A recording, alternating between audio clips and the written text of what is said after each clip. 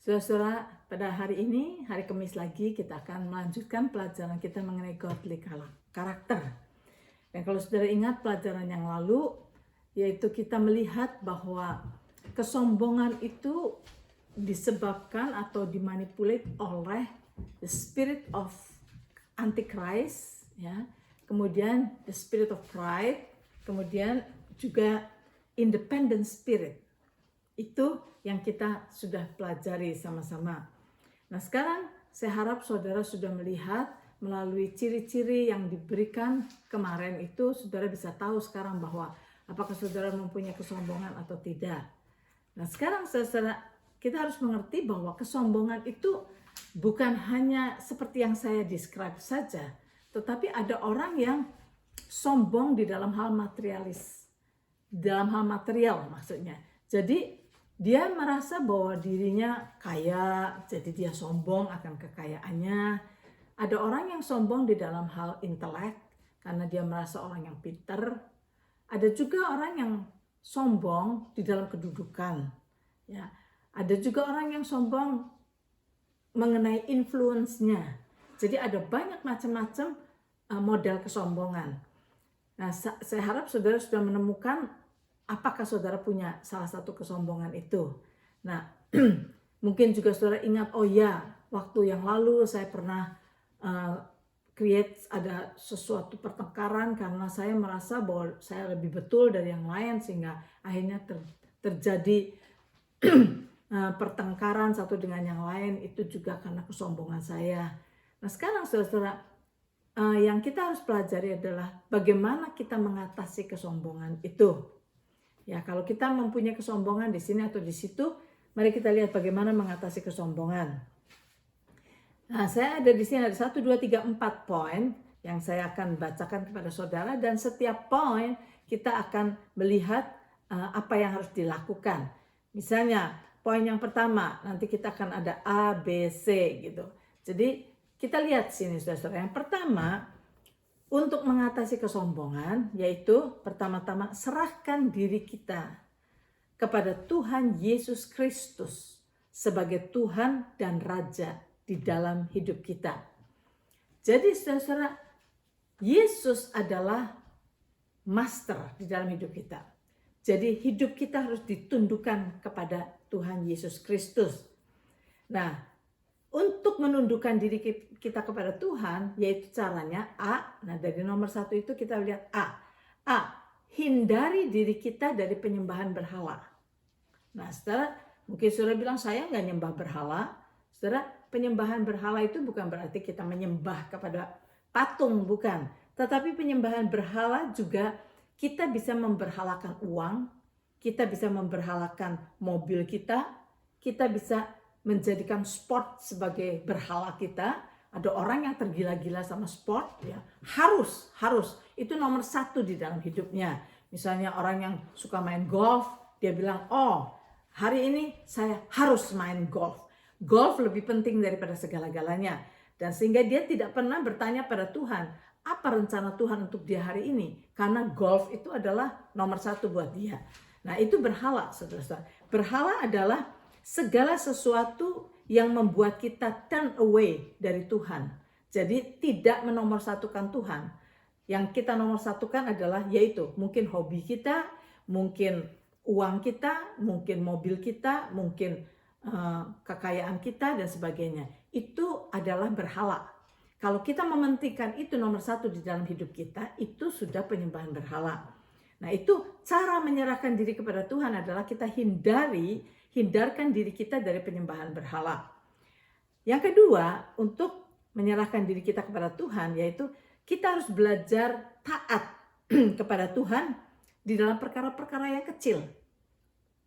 Jadi misalnya saudara, perkara-perkara yang kecil ini begini. Misalnya hari ini saudara punya waktu luang, ya, dan saudara berkata, oh di dalam pikiran saudara, saya mau ke sini, saya mau ini, saya mau belanja, saya mau shopping, saya mau apa. Nah, tapi saudara, itu hal kecil kan? Ya, bukan sesuatu yang mati hidup. Tetapi kalau saudara mau belajar untuk menempatkan Yesus sebagai Tuhan, saudara datang kepada Tuhan dan berkata, Tuhan, hari ini saya punya hari yang luang. Apa yang Engkau ingin saya lakukan? rencana saya, saudara bisa bilang, rencana saya mau shopping, kemudian saya mau pergi ke rumah si A, kemudian saya mau ini, kemudian saya mau ini. Tapi saya mau submit ini kepadamu, dan Tuhan direct me, apa yang harus saya lakukan. Nah, itu adalah belajar untuk submit kepada Tuhan. Itu caranya menyerahkan hidup kita kepada Tuhan.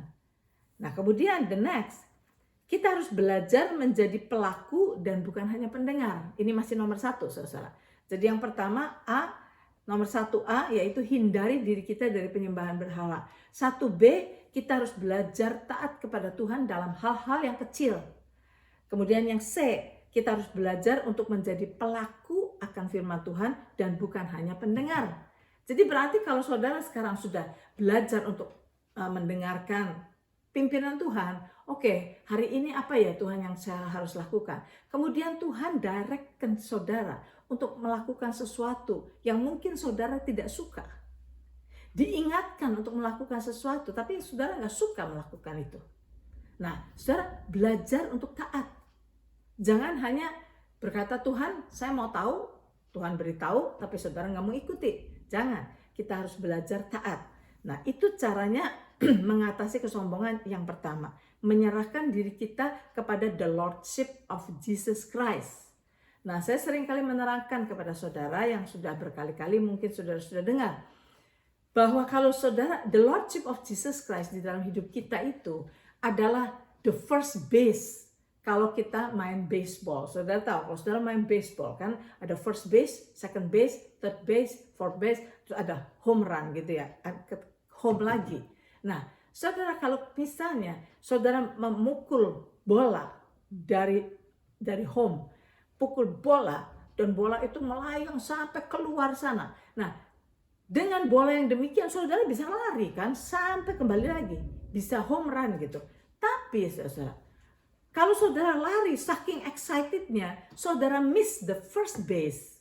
Saudara langsung pergi ke second base, third base, akhirnya balik sini. Saudara dapat poin 0. Poinnya 0. Karena apa? Lupa the first base.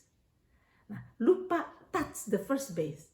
Nah, ini kita harus melihat bahwa the Lordship of Jesus Christ itu sama seperti the first base. Di dalam perjalanan hidup kita, kita harus menomorsatukan Tuhan. Di dalam apa yang kita rencanakan, kita harus datang kepada Tuhan dulu. Dan bertanya, Tuhan, saya punya rencana ini, apakah benar atau salah? Tuhan, apakah rencanamu buat saya? Nah, kita harus nomor 1 datang kepada Tuhan dulu. Begitu kita sudah sampai kepada Tuhan dan kita dapat direction dari Tuhan, lakukan itu. Nah, itu the first base. Jadi, the Lordship of Jesus Christ di dalam hidup kita, ketuhanan akan Yesus Kristus di dalam hidup kita adalah first base yang harus kita touch dulu, yang harus kita kontak dulu, yaitu kepada Tuhan dulu. Jadi saudara, itu hal yang pertama untuk mengatasi kesombongan, sehingga kita tidak membawa mau kita sendiri. Walaupun saudara misalnya di dalam conversation, ya ada suatu perbedaan pendapat dengan orang-orang, saudara punya perbedaan pendapat dengan mereka, tetapi saudara, sebelum saudara just tembakin semua orang itu salah, itu salah, itu salah, mari saudara datang ke Tuhan dulu. Berkata kepada Tuhan di dalam hati saudara, Tuhan, saya nggak setuju akan ini. Apakah engkau ingin saya bicara di sini atau tidak? Kalaupun Tuhan mau saya bicara, bagaimana Tuhan bicaranya? Supaya saya bisa berbicara dengan attitude yang benar, dengan humility, dengan humbleness. Nah, jadi kita minta selalu pimpinan Tuhan. Dan kalau saya percaya kalau kita dipimpin oleh Tuhan, kita tunduk kepada pimpinan Tuhan, maka tidak akan terjadi percekcokan, tidak akan terjadi keributan di antara kita. Nah, sebab itu di dalam gereja kalau semua orang belajar submit kepada Tuhan, maka tidak akan terjadi gontok-gontokan satu sama lain, benci satu dengan yang lain, itu tidak akan terjadi. Nah, jadi itu poin yang pertama, mengatasi kesombongan. Sekarang yang kedua, mengatasi kesombongan. Poin yang kedua adalah belajar untuk tunduk kepada setiap kekuasaan yang Tuhan tempatkan di dalam hidup kita. Tunduk kepada kekuasaan atau otoritas yang Tuhan tempatkan di dalam hidup kita. Nah, contohnya misalnya di gereja, ya, Ada otoritas. Ada yang disebut pendeta, ada yang disebut elder, ada yang deacon, ya, macam-macam. Itu adalah otoritas di atas kita. Dan kita sudah baca ayatnya bahwa mereka itu ditempatkan oleh Tuhan untuk berjaga-jaga akan jiwa kita, untuk memperhatikan jiwa kita. Sebab itu Tuhan taruh mereka untuk melindungi kita. Nah, apa yang harus kita lakukan? Kita harus tunduk kepada mereka, mempunyai submissive spirit. Kita udah belajar mengenai submissive spirit ya. Kita bisa disagree, tetapi kita harus mempunyai attitude yang baik kepada siapa saja di atas kita. Nah, kalau pada waktu-waktu yang lalu saudara sudah pernah mungkin ribut dengan orang, otoritas di atas saudara atau siapa, atau saudara sudah membuat sesuatu yang menggoncangkan suasana, atau saudara sudah membuat suatu problem lah. Saudara, nomor 1, ini A. Nomor 2A, ya. Kalau kita sudah mempunyai sikap yang salah, kita harus berani untuk pergi dan minta maaf. Itu adalah sikap yang tunduk, sikap yang submisif. Pergi kepada dia dan minta maaf. Dan kemudian kita recommit diri kita. Jadi kita bilang, oke, saya ini yang lalu saya kira saya salah. Ya, mungkin pendapat saudara enggak salah, tapi attitude saudara salah, sehingga stirap pertengkaran gitu. Jadi saudara mesti minta maaf untuk menyatakan kesalahan saudara apa. Misalnya, kesalahan saya waktu itu attitude saya. Pendapat saya nggak salah, cuma cara saya membawakannya salah sehingga menimbulkan keributan. Saya mau minta maaf. Dan sekarang saya mau recommit diri saya agar supaya Tuhan masih tetap bisa memakai saya. Sebab saudara, kalau segala sesuatu yang terjadi pertengkaran, terjadi friction, terjadi itu kalau tidak dibereskan, itu akan menjadi kepahitan, bitterness, yang nanti kita akan pelajari the next. Ya, jadi itu hati-hati, jangan dibiarkan, kita harus bereskan supaya terjadi damai lagi. Yang Tuhan mau agar supaya ada damai di antara kita. Saudara, Roh Kudus hanya bekerja di tengah-tengah damai. Ya. Kalau ada keributan, sakit hati, kepahitan satu dengan yang lain, yang tinggal di situ siapa? Iblis, saudara. Di mana ada pertengkaran, iblis akan tinggal di situ untuk membuat kekacauan yang lebih dalam lagi. Jadi kita harus sadari akan hal itu. Nah, jadi yang pertama, poin kedua adalah belajar tunduk. Belajar tunduk caranya nomor 1, A, mempunyai sikap yang tidak melawan, pergi, kita minta maaf dan sebagainya. B, yakini bahwa kekuasaan di atas kita adalah alat Tuhan untuk kebaikan kita. Mengapa kita minta maaf? Karena kita yakin bahwa atasan kita, orang yang di atas kita, atau otoritas di atas kita itu Tuhan tempatkan di situ untuk kebaikan kita. Kita baca ayatnya di dalam Kolose pasal yang ketiga. Kolose pasal yang ketiga, saudara. Ayat 22 sampai dengan 25. Kolose pasal yang ketiga, ayat 22 sampai 25. Sini dikatakan, hai hamba-hamba, taatilah Tuanmu yang di dunia ini dalam segala hal. Jangan hanya di hadapan mereka saja untuk menyenangkan mereka, melainkan dengan tulus hati karena takut akan Tuhan. Apapun juga yang kamu perbuat, perbuatlah dengan segenap hatimu seperti untuk Tuhan dan bukan untuk manusia. Kamu tahu bahwa dari Tuhanlah kamu akan menerima bagian yang ditentukan bagimu sebagai upah. Kristus adalah Tuhan dan kamu hambanya. Barang siapa berbuat kesalahan, ia akan menanggung kesalahannya itu karena Tuhan tidak memandang orang. Nah, saudara lihat di sini, jadi kita harus meyakini bahwa otoritas di atas kita itu Tuhan tempatkan untuk kebaikan kita. Kemudian nomor C, bagaimana caranya kita tunduk kepada otoritas di atas kita adalah bantulah orang yang mempunyai otoritas di atas kita. Bantu mereka untuk mencapai goal yang mereka harapkan. Jadi kalau pimpinan kita itu punya pengharapan untuk mencapai suatu goal dan kita ada di bawah mereka, kita harus bantu dengan sekuat kita, dengan sebisa kita untuk membuat goal dari pimpinan kita itu tercapai. Itu caranya kita belajar tunduk kepada otoritas di atas kita. Itu. Nah, sekarang poin yang ketiga. Yang ketiga untuk mengatasi kesombongan adalah ubahlah kelakuan kita yang penuh dosa itu. Kita mau belajar untuk berubah daripada karakter kita yang suka marah itu. Nah, bagaimana cara merubahnya? Yaitu kita tahu Tuhan sudah menyediakan His grace, kasih karunia, pertolongan ilahi. Nah, kita mulai datang kepada Tuhan dengan berdoa agar Tuhan sendiri yang memperlihatkan kepada kita bagaimana to humble ourselves. Itu A, mulai untuk berdoa. B, belajar untuk menyangkali diri kita sendiri. Ya. Jangan kita selalu maunya kita yang terjadi. Tetapi kita harus belajar menyangkali diri. Kalaupun harus orang lain yang menang, biarkan selesai. Nah, itu kita harus belajar. Jadi kita harus mau belajar merubah kelakuan kita, merubah karakter kita dengan jalan belajar humble.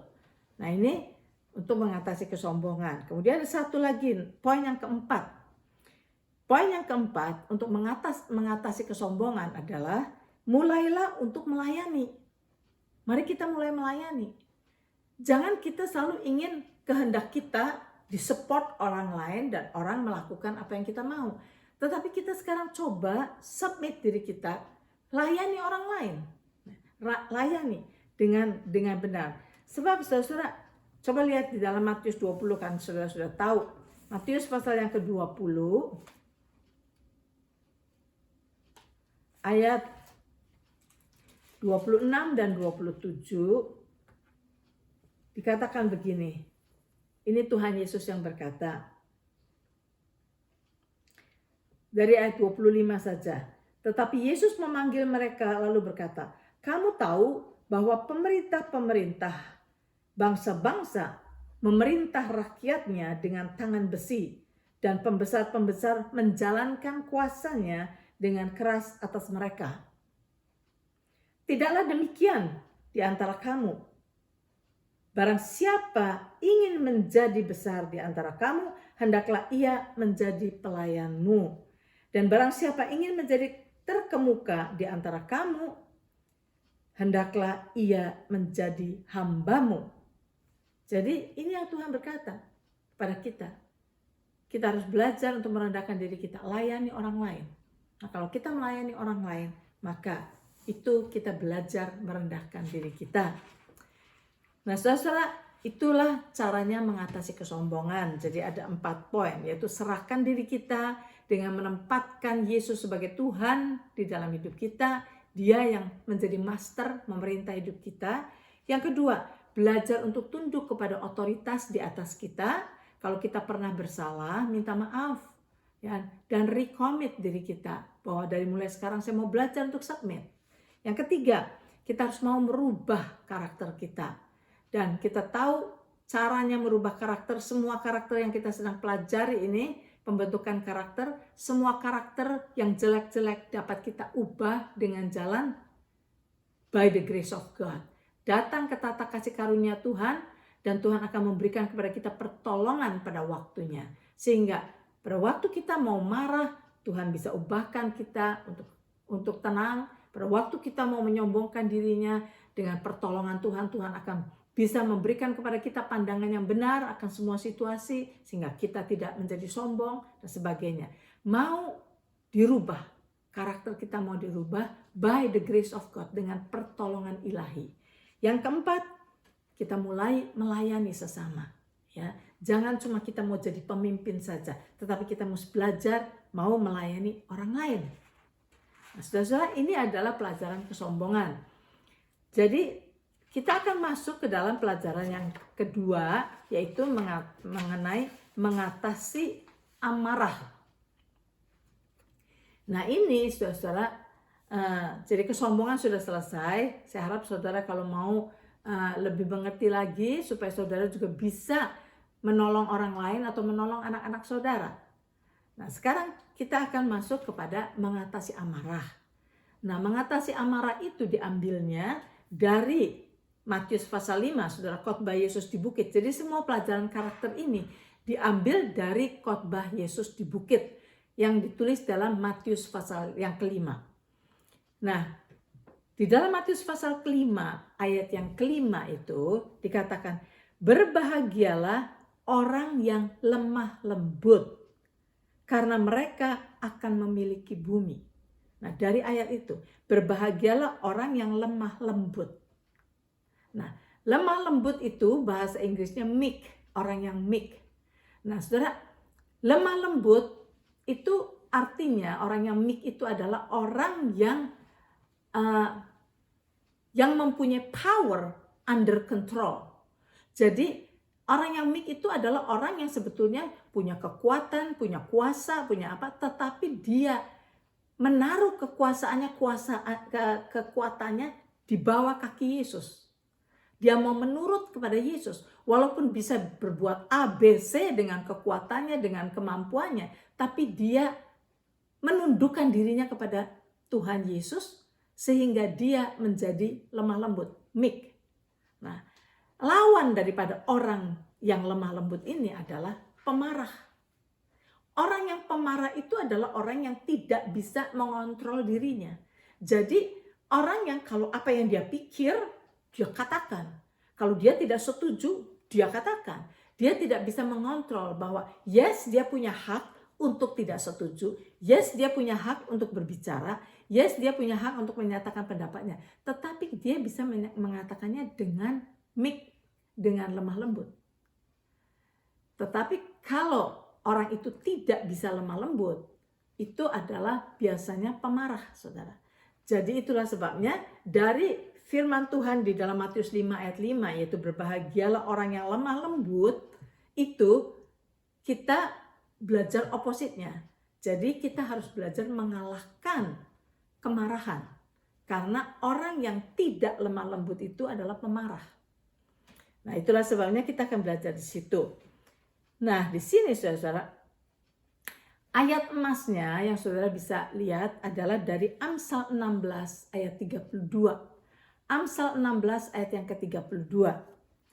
Dikatakan bahwa orang yang sabar melebihi seorang pahlawan. Orang yang menguasai dirinya melebihi orang yang merebut kota. Nah ini, jadi pemarah itu, orang yang suka marah itu adalah orang yang gak bisa ngontrol dirinya. Jadi kalau ada sesuatu yang trigger dia marah gitu kan. Nah itu opposite, lawannya daripada orang yang lemah lembut. Orang yang lemah lembut tuh bisa self control, tetapi pemarah itu nggak bisa. Nah sebab itu dari perkataan Tuhan Yesus berbahagialah orang yang lemah lembut, kita akan pelajari bagaimana mengatasi amarah. Sebab kalau kita bisa mengatasi amarah, kita akan bisa menjadi orang yang lemah lembut. Seperti itu, saudara. Nah, di dalam buku saya, saudara nggak ada bukunya, tapi sebab itu saya mau bacakan apa yang ada di dalam buku catatan saya. Because of man's basic sinful nature, he tends to react to life situation in selfish anger. When his rights are violated, or when something keeps him from fulfilling his selfish desire. This is the root of murder and war. Bahasa Indonesia, karena keberadaan manusia yang penuh dengan dosa, ia cenderung untuk bereaksi terhadap situasi hidup dengan amarah yang egois. Bila hak-haknya dilanggar atau bila ada sesuatu yang menghambat dia untuk mendapatkan apa yang diinginkannya. Self desire-nya. Kalau dia kepengen sesuatu, ada yang menghambat, dia marah. Itu adalah the nature daripada sinful manusia yang berdosa itu punya nature yang seperti itu. Nah, sebab itu kita harus sadari apakah kita seperti itu atau tidak. Kalau kita seperti itu, kita harus berubah. Nah, mari kita melihat bukti-bukti nyata dari akar kemarahan. Kita pikir marah itu cuma ngomel-ngomel aja. Belum tentu, saudara. Nah, kita lihat ciri-cirinya orang yang suka marah. Oke? Kemarahan itu belum tentu diumbar. Nah, jadi kita lihat ciri-cirinya. Kalau saudara mempunyai ciri-ciri ini, itu ada gejala-gejala saudara itu pemarah. Nah, ada 6 ciri-ciri daripada orang yang mempunyai akar kemarahan. Jadi kemarahan itu bukan selalu keluar, bisa ada akarnya di dalam. Oke? Dan akarnya ini bisa kelihatan dari satu, kejengkelan. Kejengkelan, atau kalau buat anak kecil itu temper tantrum. Saudara lihat kan anak kecil kan? Kalau anak kecil di toko misalnya kepengen sesuatu nggak boleh, wah dia marah gitu, jengkel dia marah, temper tantrum. Dia tunjukkan dia tidak suka, dia harus dapat apa yang dia mau. Ya, jadi kalau anak kecil temper tantrum dia bisa marah-marah, pukul-pukul. Tapi kalau orang sudah dewasa tentunya nggak seperti itu. Tapi di dalam hati itu ada jengkel gitu, rasa jengkel. Nah itu sebetulnya udah akar kemarahan, kejengkelan itu. Cuma yang ditahan adanya di dalam. Nah, kalau kejengkelan itu dibiarkan saja, misalnya saudara marah sama suami, ya, atau suami marah kepada istri, karena si suami atau si istri itu melakukan hal yang salah terus-terusan, terus saudara jadi jengkel kan, jengkel. Nah, sudah jengkel, mungkin kita ngomel sedikit karena jengkel, kamu ini begini-begini, tapi itu kejengkelan itu belum dilampiaskan benar, ada di dalam.